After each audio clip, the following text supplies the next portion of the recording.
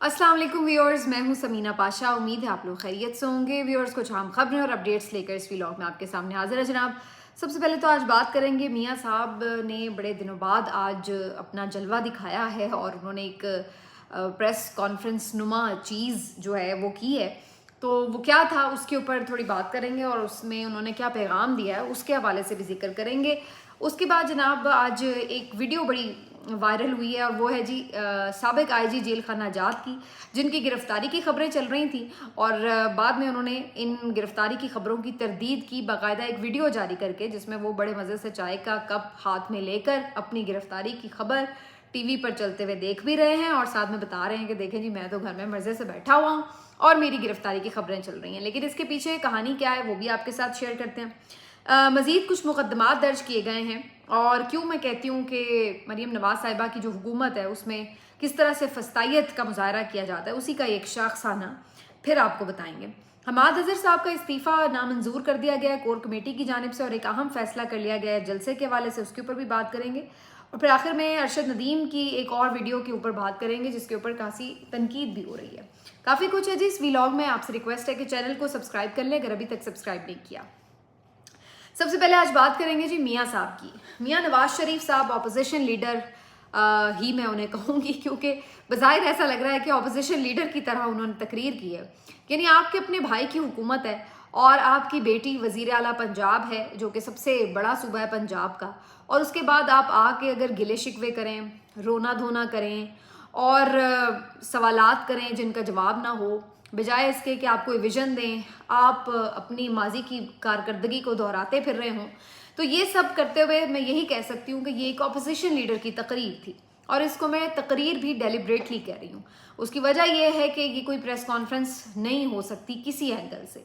क्योंकि ना तो किसी सहाफ़ी के सवालों के जवाब सवाल किए गए और उसके बाद कोई सहाफ़ी एंटर भी तो होने दिया हो। यहाँ पर तो अजीब सूरत हाल थी। कल से हम सुन रहे थे कि मियां साहब और मरीम नवाज साहिबा मिलकर कोई प्रेस कॉन्फ्रेंस करने वाले हैं। फिर आज सुबह 2 बजे का वक्त बताया गया। फिर उसके बाद खबर मिली कि जी प्रेस कॉन्फ्रेंस तो रिकॉर्ड हो चुकी है, अब उसको 4 बजे ऑन एयर किया जाएगा। तो भाई ये कैसी प्रेस कॉन्फ्रेंस है जो बराह रास्त आने के बजाय आप रिकॉर्डेड दिखा रहे हैं। और फिर उसके बाद खबर ये मिली कि वो ना सिर्फ ये कि रिकॉर्डेड थी बल्कि एडिटेड भी थी, यानी उस प्रेस कॉन्फ्रेंस में से कुछ मवाद हज़फ भी किया गया है। तो ये खबरें भी आज काफ़ी ज़्यादा मार्केट में गर्दिश करती रहीं और इस खबर के पीछे कि आखिर क्या ऐसा था उसमें जो एडिट किया गया, तो इसके बारे में अलग अलग जो खबरें हैं वो गर्दिश कर रही हैं। एक खबर ये है कि जी इसमें जितना भी जनरल फैज़ हमीद साहब की गिरफ्तारी के हवाले से मवाद था या उनके बारे में कोई बातचीत थी, उसको शायद किसी तरह कट करवा दिया गया और उनकी जो प्रेस कॉन्फ्रेंस थी बेसिकली या खिताब था वो सिर्फ महदूद रहा माशी प्रॉब्लम्स के हवाले से और इमरान खान साहब पर तनकीद के हवाले से और मुझे क्यों निकाला की गर्दान के हवाले से। तो वो उसका सीज़न जो हम कई दफ़ा पहले भी देख चुके हैं, मुझे क्यों निकाला, उसी की एक रेपिटिशन, एक और एपिसोड हमने आज फिर देख ली। तो मियां साहब को जी आज बड़ा मुतहरिक कर दिया गया और ये पहली दफ़ा मियां साहब मुतहरिक नहीं हुए। मियां साहब बहुत दफ़ा मुतहरिक हो चुके हैं। पहले वो लंदन में मुतहरिक हुए जब उन्होंने कश्ती में सैर की, फिर उसके बाद वो मुतहरिक हुए जब वो लाहौर आए और उन्होंने आके कबूतर उड़ाए, फिर वो मुतहरिक हुए तो उसके बाद हमने देखा कि वो मरी में छल्ली खा रहे थे, फिर उसके बाद हमने देखा कि वो मुतहरिक हुए तो लाहौर में कहीं तंदूर पर रोटियों के रेट चेक कर रहे थे, रोटियां लगवा रहे थे। तो वो जब भी मुतहरिक होते हैं तो वो बहुत ही ज़बरदस्त किस्म के जो कारहाय नुमाया हैं वो सर अंजाम दे रहे होते हैं। तो इसी तरह आज फिर एक दफ़ा बड़ा माहौल बनाया जा रहा था कि वो मुतहरिक होने लगे हैं, वो सच बोलने वाले हैं, वो कोई पता नहीं क्या कर देंगे, नैरेटिव लेकर आ जाएंगे। लेकिन हुआ क्या, वही बातें पुरानी घिसी पिटी 2017 वाली तकरीर, मुझे क्यों निकाला, मेरे दौर में ये प्राइस थे पेट्रोल के, इस कीमत पर रोटी मिल रही थी, इस कीमत पर बिजली मिल रही थी, इस कीमत पर सब्ज़ी मिल रही थी और आज ये सब है। और फिर उससे आगे 2017 के आगे की जितनी मेमोरी है वो मियां साहब को बिल्कुल भूल जाती है। वो इस तरह के उन्हें ये याद नहीं कि उन्हें जैसे हुकूमत से निकाला था, ये तो उन्हें याद है, लेकिन ये उन्हें याद नहीं कि उन्हें जेल से कैसे निकाला गया था। ये भी याद करें मियां साहब कि आपको जेल से कैसे निकाला गया था, फिर आपको ये भी याद नहीं कि फिर आपको वापस कैसे लाया गया है, پھر آپ کو یہ بھی یاد نہیں کہ دوبارہ آپ کو یہ سیٹ کیسے جتوائی گئی، اور آپ کو یہ بھی یاد نہیں کہ کس طریقے سے 17 نشستوں پر آپ کے بھائی کو وزیر اعظم بنوا دیا گیا، 32 نشستوں پر آپ کی صاحبزادی کو، چلیے 32 تو پی ٹی آئی والے کلیم کرتے ہیں، لیکن بہرحال اتنی نشستیں ان کی تھی نہیں کہ جس کے اوپر ان کو وزیر اعلیٰ بنوا دیا گیا۔ تو یہ سب آپ کو بالکل بھول جاتا ہے، اور آپ کو صرف یاد رہتا ہے کہ 2017 میں یہ ریٹ تھے، وہ ریٹ تھے۔ اب اس کے اوپر ظاہر ہے بہت بات ہو سکتی ہے کہ بھائی 2017 سے پہلے اس سے بھی کم ریٹ تھے۔ میں نے اپنے بچپن میں 2 روپے کا انڈا بھی خریدا ہوا ہے، میں کیا کہوں کہ جی 2 روپے کا انڈا اب بھی ملے، تو ظاہر ہے وقت کے ساتھ ہر چیز کے پرائس جو ہیں وہ بڑھتے ہیں۔ تو اب آپ یہ ریٹ جب بتاتے ہیں تو اس سے پہلے پھر مشرف کے دور میں تو پیٹرول اور بھی سستا تھا، اس سے پہلے اور بھی سستا ہوگا، ایوب کے دور میں اور بھی سستا ہوگا، اس سے پہلے اور بھی سستا ہوگا۔ تو یہ ریٹ کا موازنہ بنتا نہیں ہے، ہم نے تو پرسنٹیج وائز دیکھنا ہے۔ تناسب ہم جب دیکھتے ہیں تو ہم یہ دیکھتے ہیں کہ آپ کے پہلے دور میں اگر 12 روپے کی بجلی تھی، 13 روپے کا یونٹ تھا، تو عمران خان صاحب کے پورے 3.5 سال کے دور میں وہ 3 سے 4 روپے بڑھا۔ لیکن اب آپ کے اس کے بعد جو بھائی کا دور آیا، پھر اس کے بعد نگران حکومت جو کہ آپ ہی لوگوں کی تھی، اور اس کے بعد پھر آپ لوگوں کی ہی حکومت آئی، تو پچھلے 2.5 سال میں وہ 18 روپے سے بڑھ کر اب کہاں جا کے 50-60 روپے عام ایوریج یونٹ جو ہے وہ بن رہا ہے، اور بعض صورتوں میں وہ 60-70 روپے پہ جا رہا ہے۔ تو یہ سب اب ہم کیسے بھول جائیں کہ 2.5 سال کے مختصر سے عرصے میں یہ جو آپ نے ایک طوفان برپا کیا مہنگائی کا، اور جس کے اوپر آج آپ الزام دیتے ہیں کہ جی عمران خان کی حکومت نے یہ کیا، عمران خان کی حکومت نے وہ کیا، تو یہ سب بھی بجلی کے کارخانے بھی آپ ہی کے لگائے ہوئے تھے، یہ آپ ہی کا ویژن تھا۔ تو اس کو بھی پھر قبول کیجئے، عمران خان نے تو یہ کارخانے نہیں لگائے، بلکہ انہوں نے تو معاہدہ کر کے ڈالر ریٹ کو فکس کر کے اس کے مطابق اس کے نرخ رکھے بجلی کے۔ لیکن اب صورتحال بالکل آؤٹ آف کنٹرول ہو چکی ہے، اور آج آپ آ کے یہ اعلان کر رہے تھے، بیسکلی آج ان سے اعلان کروایا گیا کہ جی بجلی کے بلوں میں کمی کے لیے ایک ریلیف پیکیج اناؤنس کیا جا رہا ہے، اور اس کے حوالے سے یہ بتایا گیا کہ 500 یونٹ تک جو بجلی استعمال کرنے والے صارفین ہیں ان کو کوئی سبسڈی دی جا رہی ہے 14 روپے فی یونٹ کے حساب سے۔ تو اب پھر اس کے اوپر بات آ جاتی ہے کہ ایک تو جو شدید ترین مہنگائی کے مہینے چل رہے تھے، جو گرمی کے بھی مہینے تھے، اس وقت یہ ریلیف نہیں دیا گیا۔ اب آگے تو گریجولی ویسے ہی لوگوں نے، ظاہر ہے بجلی کا استعمال کم ہوتا ہے سپٹمبر کے بعد سے آگے آنورڈس، تو آپ پھر اس میں کتنا فرق ڈال لیں گے؟ اور پھر اس کے بعد یہ کہ ایک طرف اگر آپ یہ کر بھی لیں گے، پھر باقی چیزیں جب مہنگی ہو رہی ہوتی ہیں تو وہ جو تھوڑا بہت ریلیف ہوتا بھی ہے اس کا اس طرح سے تو اثر نہیں آ رہا ہوتا۔ دوسری جو چیز ہے وہ یہ کہ صرف پنجاب کے اوپر یہ مہربانی کیوں؟ اگر چلیے ہم مان لیتے ہیں اچھا فیصلہ ہے، کسی طرح بھی کچھ نہ کچھ ریلیف تو ملے گا، لیکن وہ صرف پنجاب کی حد تک ہوگا۔ تو کیا آج نواز شریف صاحب نے اپنے آپ کو یہ اسٹیبلش کر دیا کہ وہ صرف پنجاب کے لیڈر ہیں، اور اس طرح کی ایک پریس کانفرنس کروا کے انہیں جو کریڈٹ دینے کی یا ان کو بڑا کوئی ایک دیوتا بنا کے پیش کرنے کی کوشش تھی کہ جی انہوں نے بڑا کوئی کارنامہ کیا ہے؟ تو بات یہ ہے کہ پھر جب مہنگائی ہوتی ہے تو وہ بھی پھر آ کے اناؤنس کیا کریں، پھر اس کی ذمہ داری بھی آپ لیا کریں۔ اچھی خبر اناؤنس کرنے آپ لوگ آ جاتے ہیں، اور بری خبریں اناؤنس کرتے ہوئے آپ لوگ رات کے اندھیرے میں نوٹیفیکیشن نکال دیتے ہیں۔ تو یہ سب جو اب چورن ہیں، جو آپ سمجھتے ہیں کہ لوگ بے وقوف بن جاتے ہیں، اب وہ دور رہا نہیں، اور آپ وہی جو پرانا منجن بار بار بیچتے ہیں اس کی اب کوئی خریدار مارکیٹ میں نظر نہیں آتا، اور یہی چیز جو ہمیں وہ بار بار نظر آتی ہے۔ اور دوسری بات یہ کہ پھر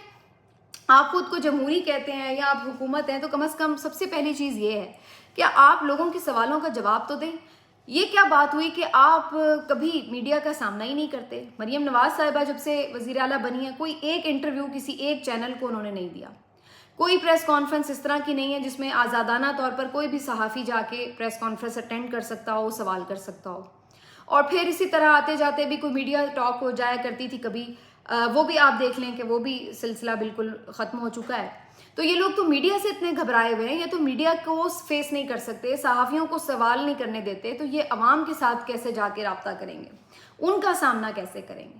چلیے ہمیں نہیں، آپ اپنے کوئی پسندیدہ صحافیوں کو انٹرویو دے دیجئے، کچھ تو بات ہو۔ یہ کیا ہے کہ آپ ویڈیو پیغام ایک ریکارڈڈ ساتھ جاری کر دیں، اور اس کے بعد آپ کہیں کہ جی یہ پریس کانفرنس تھی، اور ویسے ہی سارے شروع ہو جاتے ہیں جی پریس کانفرنس کہاں ہے کی پریس کانفرنس؟ بھائی اس میں کون سی بات تھی پریس کانفرنس والی؟ پریس تھی کدھر؟ اس میں پریس تو بس پریس ہوئی ہے اس وقت، یہ ہمیں نظر آ رہا ہے، اور تو کوئی اس میں ایسی چیز نہیں ہے جس کو پریس کانفرنس کہا جائے۔ تو یہ اس وقت انفارچونیٹ سچویشن ہے، لیکن یہی ہے۔ اور باقی جو لوگ پھر سے انہیں بڑے انقلابی بنا کے پیش کرنے کی باتیں کر رہے تھے، بتائیں اب وہ کہ اتنا بڑا ایونٹ ہوا ہے جنرل فیض حمید والا، اس کے اوپر انہوں نے ایک لفظ نہیں بولا. دن رات یہی گردان تھی جی کہ فیض حمید یہ کرتا ہے ہمارے خلاف، فیض حمید وہ کرتا ہے. اب فیض حمید گرفتار ہو گئے ہیں تو آج تو آپ کو گلے شکوے کرنے کی بجائے یہ کہنا چاہیے تھا کہ بھائی ٹھیک ہے، شکر ہے کسی کو آپ احتساب کے کٹہرے میں تو لے کے آئے. آج بھی آپ وہی بات کر رہے ہیں کہ اس کا ذمہ دار کون تھا مجھے نکالنے کا، ان کا کبھی احتساب ہوگا یا نہیں ہوگا. آج تو آپ کو یہ اعلان کرنا چاہیے تھا آگے کہ لیں جی فیض حمید صاحب گرفتار ہو گئے ہیں، ہمارے لیے بڑی خوشی کی بات ہے. کیوں نہیں آج آپ نے ان کا ذکر کیا؟ آج آپ اتنے لیٹ گئے ہیں میاں صاحب کہ آج آپ اس طرح کی چیزوں پر جو آپ کے نیریٹو کو تقویت دے رہی ہوں، آپ اس کے اوپر بھی آ کے بات نہیں کر سکتے. تو یہ آپ لوگوں کی ووٹ کو عزت دو کی سیاست تھی اور یہ آپ کے جعلی انقلابی تھے. بہرحال آگے بڑھ جاتے ہیں جی. آج بات کرتے ہیں پی ٹی آئی کی طرف بھی کافی معاملات چل رہے ہیں، کافی زیادہ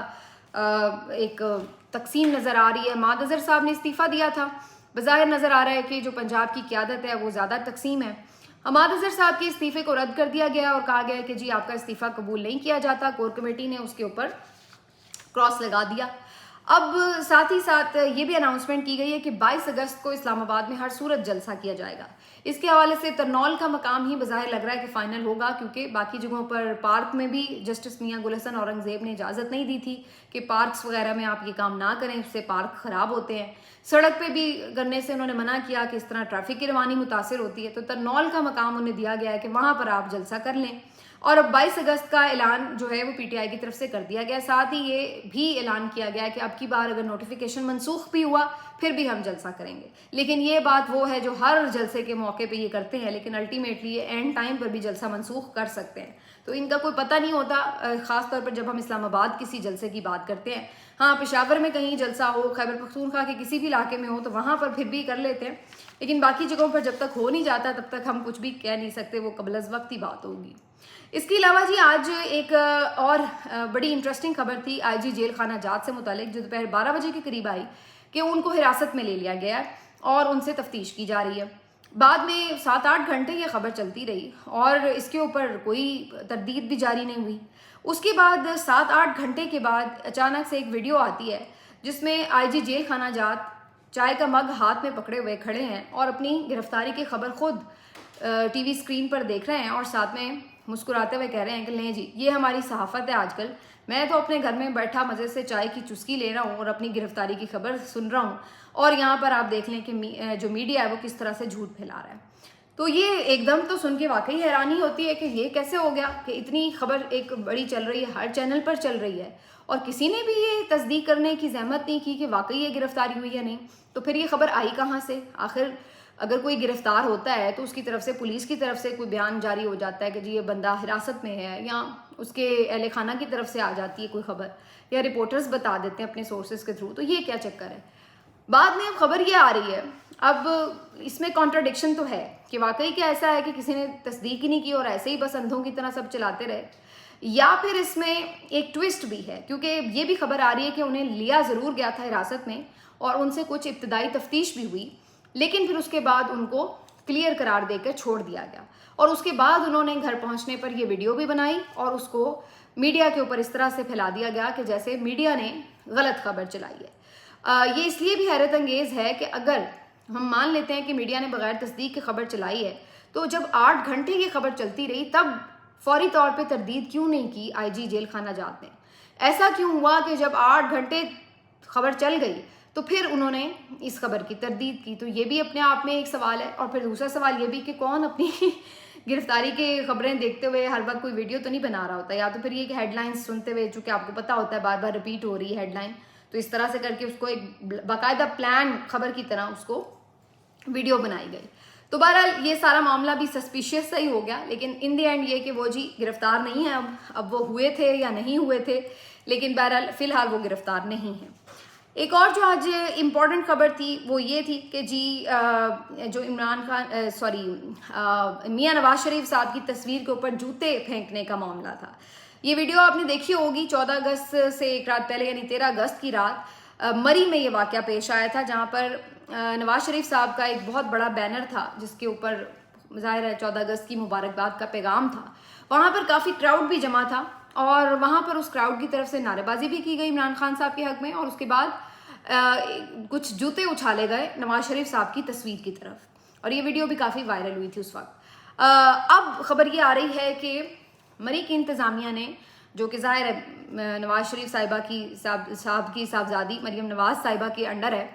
उनकी तरफ से एक मुकदमा दर्ज कर लिया गया है दहशत गर्दी की दफात के तहत। और इसमें ये जो जूता फेंकने वाला वाक़या, उसमें कोई 8-10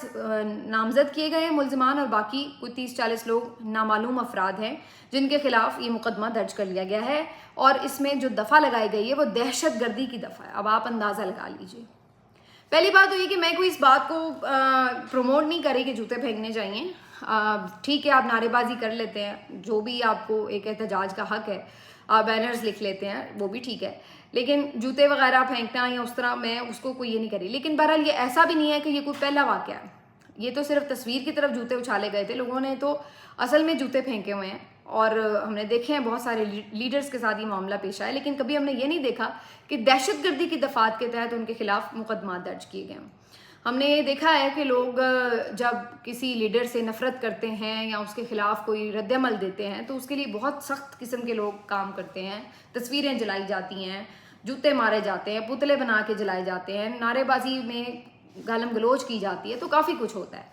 लेकिन यहाँ पर बर्दाश्त का मादा ये है कि ना सिर्फ ये कि इस वाक़े के ऊपर मुकदमा दर्ज किया गया, बल्कि दहशतगर्दी की दफ़ात लगा दी गई।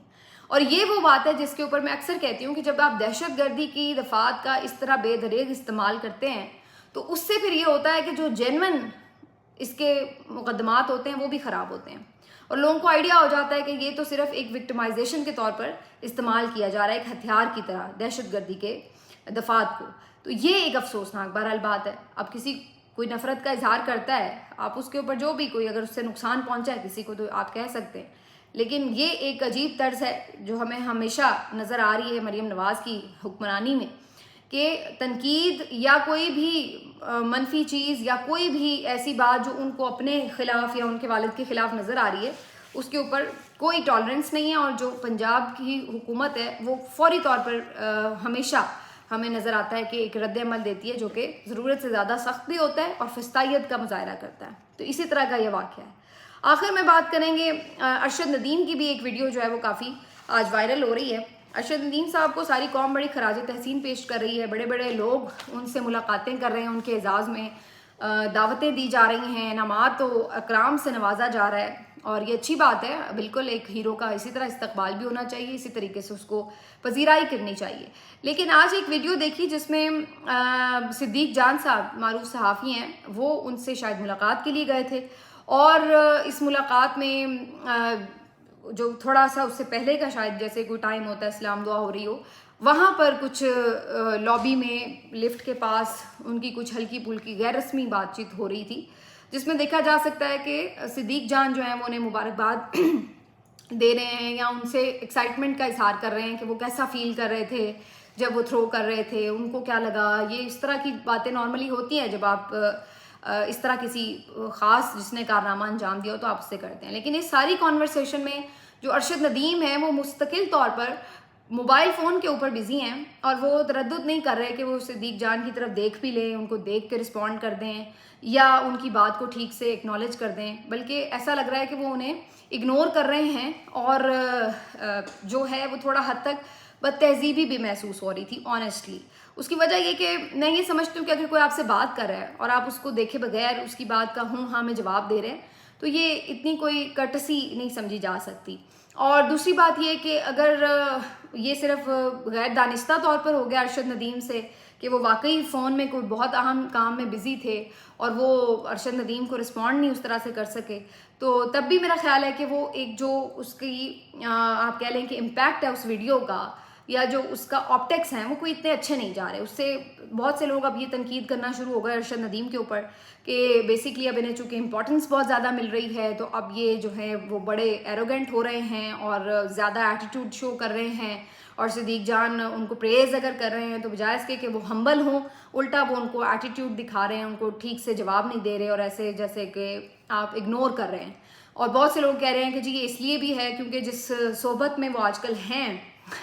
وہاں پر ان کو پتہ ہے کہ صدیق جان جو ہیں وہ چونکہ اتنے پسندیدہ نہیں ہیں، تو جان بوجھ کر بھی اس لیے بھی ارشد ندیم نے انہیں اوائڈ کیا ہے تاکہ